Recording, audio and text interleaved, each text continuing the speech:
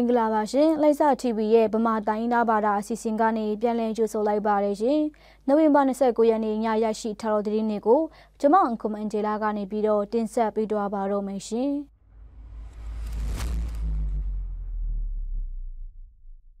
KIO ဆိုရမောက်ခရိုင်ရှိကိုမြို့နယ်ကြာကြိုက်ပါမှာဆက်လုပ်ထားတဲ့စုဝလီခမဆောင်ဖွင့်ပွဲနဲ့ကောက်တစ်စာပွဲကိုနိုဝင်ဘာ28ရက်နေ့ကျင်းပပြုလုပ်ခဲ့ကြောင်းသိရပါဗျ။စုဝလီခမဆောင်ဒီဆောက်ရသည့်ရွေးချာ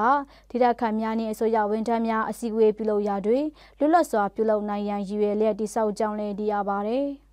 ဖွင့်ပွဲတွင်ဌာနချုပ်ကော်မတီအတွင်းရေးမှူးစလန်ကဘာလပါလာအတွင်းမှမိန့်ခွန်းပြောကြားခဲ့ပြီးဒေသခံပြည်သူများနှင့်အစိုးရဝန်ထမ်းများအားလုံး300ကျော်ပါဝင်ခဲ့ကြကြောင်းလည်းသိရပါတယ်။ခမဆောင်ကိုကဲဝိုဆိုရမှတာဝန်ယူဆောက်လုပ်ပေးတာဖြစ်ပြီးအခုလိုဒေသခံများစုပေါင်းကကောက်တစ်စာပွဲပြုလုပ်တာဟာကဲဝိုဆိုရထင်းချုပ်ရာတွင်ပထမဆုံးချိန်ပြုလုပ်တော်ပွဲဖြစ်ပြီးစီကားတိုက်မြိုင်စွာပြုလုပ်ခဲ့ကြကြောင်းလည်းသိရပါတယ်ရှင်။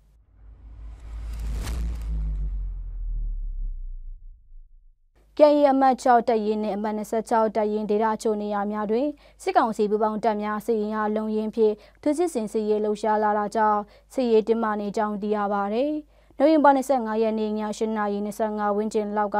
အမတ်6တပ်ရင်းဒေသဆိုင်းဖရာကြီးရွာနဲ့ကပ်မော်ကြီးရွာကြားစစ်ပွဲဖြစ်ပွားနေပြီးမစွေရောင်ကြီးရွာတွင်တက်ဆွဲနေရယူနေတဲ့စစ်ကောင်စီတပ်တွေလည်းလက်နက်ကြီးများဒရုန်းများဖြင့်တိုက်ခိုက်နေပြီးကင်းစီစစ်ကောင်စီဂိတ်တွင်လည်းအခုတလောစစ်ဆေးမြညာမှုတွေတင်ကြနေကြောင်းနှင့်အမတ်26ဒေသအတွင်းရှိ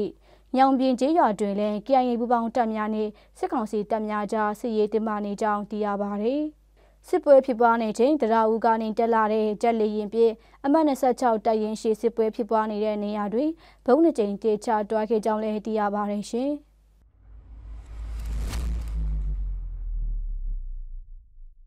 စကားစတပ်ဖွဲ့နဲ့အဆန်နီပြည်သူစစ်ပူးပေါင်းတပ်တို့ပူးပေါင်းပြီးနိုဝင်ဘာ26ရက်နေ့ကခုပြန်အတွင်းရှိဒေသခံများအဓိကတွာလာနေတဲ့လက်မကြီးတရားများကိုဖျက်ဆီးလိုက်ကြောင်းပြည်သူတွေရဲ့ပြောပြချက်အရသိရပါတယ်။အဆိုပါလန်တရားဟာခုပြန်အတွင်းရှိတင်္ဂလူနပါကြီးရွာရှိတရားဖြစ်ပြီးပြည်သူအများအဓိကထားတွာလာရာတရားဖြစ်ကြောင်းလည်းသိရပါတယ်။